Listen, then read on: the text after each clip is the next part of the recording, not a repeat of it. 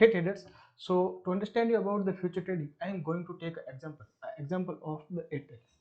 Let's say traders कि आप Airtel पे through out the multiple analysis bullish होने के कारण आपके पास काफ़ी सारे रीजंस हैं, मीन्स कि आप कहीं ना कहीं टेक्निकल्स जो आइडेंटिफाई कर पा रहे हो एयरटेल्स का वो काफ़ी अच्छा है, या फिर एक कोई चार्ट पैटर्न बन रहा है, या कोई एक ब्रेकआउट आ रहा है, या फिर एक कहीं ना कहीं एक सपोर्ट है, मीन्स कि आप टेक्निकली काफ़ी स्ट्रॉन्ग देखते हो एयरटेल को। उसके बाद में जो उसका ऑल ओवर सेंटिमेंट है न्यूज़ के रिगार्डिंग वो भी काफ़ी अच्छा है।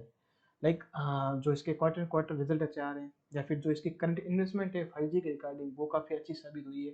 देन अदर कंपटीटर के रिगार्डिंग इनका रोल आउट का प्लान काफ़ी अच्छा चल रहा है, और भी काफ़ी सारी पॉजिटिव रिपोर्ट्स आ रही है। अल्टीमेटली मीन्स कि जो एयरटेल में सेंटीमेंट है वो काफ़ी अच्छा पॉजिटिव है। अपार्ट फ्रॉम दैट मार्केट में भी अच्छा मूवमेंट है, मैं as an bullish way. So market भी कहीं गिरने वाला नहीं है, या फिर न्यूट्रल रहेगा या फिर बुलिश रहेगा, और टेलीकॉम का सेक्टर भी अच्छा रहने वाला है।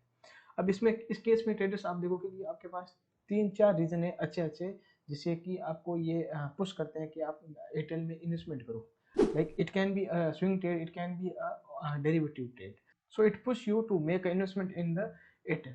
So at this point, you have three multiple way to make entry, like equity, option and future. Three multiple way है।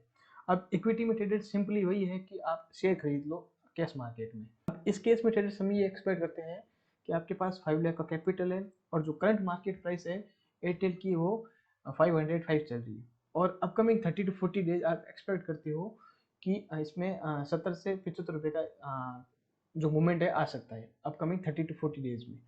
सो इस केस में आपके पास as I said three multiple way है।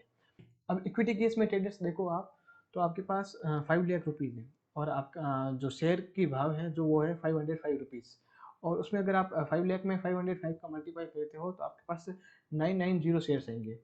अब इस 990 को आप 75 से कैलकुलेट कर रहे हो, क्योंकि अपन एक्सपेक्ट करते हैं कि 75 रुपीज़ का इसमें मोमेंटम आने वाला है इन नेक्स्ट 30 to 40 डेज। तो इस केस में ट्रेडर्स आपको सिंपली 74,250 रुपये का प्रॉफिट हो रहा है।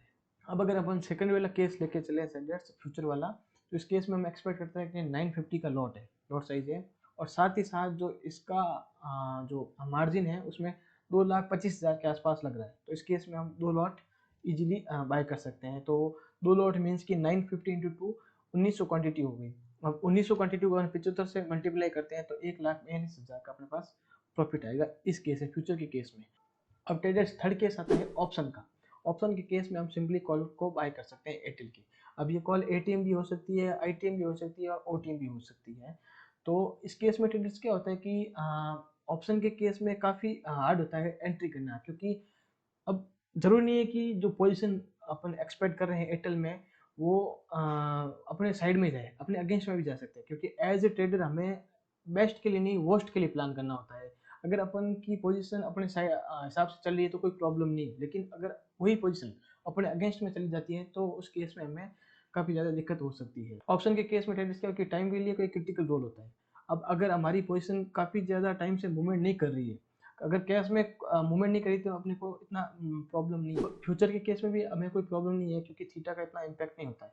लेकिन ऑप्शन वाले केस में कॉल का प्रीमियम नहीं बढ़ता है, अगर एयरटेल में मूवमेंट नहीं आता है तो थीटा के कारण उसका प्रीमियम टूटता रहेगा। वो एक माइंडसेट जो है नेगेटिव क्रिएट करता है, और उस केस में हम क्या करते हैं कि काफ़ी अच्छे चांसेस होते हैं कि गलत डिसीजन बनाए, या फिर हम टिल द एक्सपायरी रुके नहीं, क्योंकि थीटा के कारण हमें हमारा प्रीमियम लेके हो जाए। अब इन सारी चीज़ों के अलावा ट्रेडर्स सबसे खराब बात मुझे ऑप्शन के केस में ये लगती है कि अगर हमारा व्यू भी सही है, और ऑब्वियसली स्टॉक्स मूवमेंट भी करता है 75 रुपये, इवन मैं तो कहता हूँ 100 रुपये मूवमेंट कर देता है, लेकिन ये मूवमेंट करता है 45 दिन 50 दिनों में। जो कॉल जो अपन बाय करते हैं वो नेक्स्ट मंथ वाली करते हैं। लेट से कि मेरी पोजीशन बनी मैंने 1 तारीख को, तो लास्ट गुरुवार होगा उस मंथ का, तो उस केस में हमें अपना सौदा या तो काटना होगा, या फिर हमें अपना प्रॉफिट को बुक करना होगा। तो इसमें हम पूरा का पूरा बेनिफिट नहीं ले सकते हैं जो कि एयरटेल में आएगा। तो अगर यही केस अगर फ्यूचर का होता तो उस केस में भी एक्सपायरी ऑब्वियसली होती है, लेकिन अपना उस केस में हम अपनी पोजीशन को रोल ओवर कर सकते हैं, और कैश में तो हमें कोई डर है ही नहीं। लेकिन ऑप्शन के केस में हमें एक्सपायरी से पहले पहले ये एक माइंड में प्रेशर रहता है कि हमें पोजीशन को कट करना है। सो ये भी एक काफ़ी बढ़िया प्रॉब्लम रहती है, जैसे कि ऑप्शन का जो ऑप्शन है वो एक तरह से हट जाता है। बाई ऑल मीन्स ट्रेडर्स अगर हम इन तीनों ऑप्शंस को देखें तो सबसे इसमें जो रिटर्न ऑन इन्वेस्टमेंट है अच्छा वाला, वो फ्यूचर के केस में ही आ रहा है। तो यही मेरा व्यू था ट्रेडर्स आपको समझाने का। इस केस में ट्रेडर्स देखा जाए तो सबसे क्रिटिकल चीज़ देखी जाए ना, तो ये है कि आपका व्यू कैसा है। व्यू आपका बुलिश है या न्यूट्रल बुलिश है या आप एग्रेसिवली बुलिश हो। अब आप अगर सिर्फ और सिर्फ बुलिश है तो लेट्स से कि आप एग्जांपल के लिए ले सकते हो कि बहुत ज़्यादा मार्केट गिर रहा है और उस केस में आपको कोई स्टॉक्स का भाव बहुत ज़्यादा अच्छा लगता है, तो उस केस में आप कैश में एंट्री लोगे तो वो सबसे बेस्ट रहेगी। कैश मीन्स कि आप सिंपली स्टॉक्स को खरीद सकते हो, जितना आपके पास पैसा उतना स्टॉक्स आप खरीद सकते हो। लेकिन अगर आप मार्केट को स्टॉक को दे रहे हो क्योंकि अच्छा मोमेंटम दे चुका है और आगे फर्दर दे सकता है, ठीक है ना, आपके पास उस केस में अच्छा स्टॉप लॉस है, तो उसमें आप फ्यूचर में एक एंट्री ले सकते हो, वो एक अच्छा सिनेरियो है एंड न्यूट्रल या फिर न्यूट्रल टू बुलिश के केस में मोमेंटम गेन करने का। और अगर आप एग्रेसिवली बुलिश हो उस केस में आपके लिए सबसे अच्छा कॉल ऑप्शन रहेगा, क्योंकि वो आपको 3 गुना 4 गुना जो रिटर्न ऑन इन्वेस्टमेंट है वो दे सकती है। जितना आप इन्वेस्टमेंट करोगे उसका 3 गुना या 4 गुना भी प्रॉफिट दे सकती है, अगर आप बहुत ज़्यादा मोमेंटम एक्सपेक्ट करो, लाइक 10 से 15% स्टॉक्स का in upcoming 3 to 4 days। So it is all depends on the what is your view. और इस वीडियो में मेरा मोटिव यही था कि आपको ये समझाए कि आपका व्यू के अकॉर्डिंग आपको इन्वेस्टमेंट किस प्रकार से करना है जिससे कि आपको अच्छा रिस्क ऑन इन्वेस्टमेंट मिल सके। So this is the thing, traders. Hope you guys understand this simple calculation. And if you guys have any query, let me know in the comment section. I will do my best to give you the answer. Thanks for the watching. Have a great day.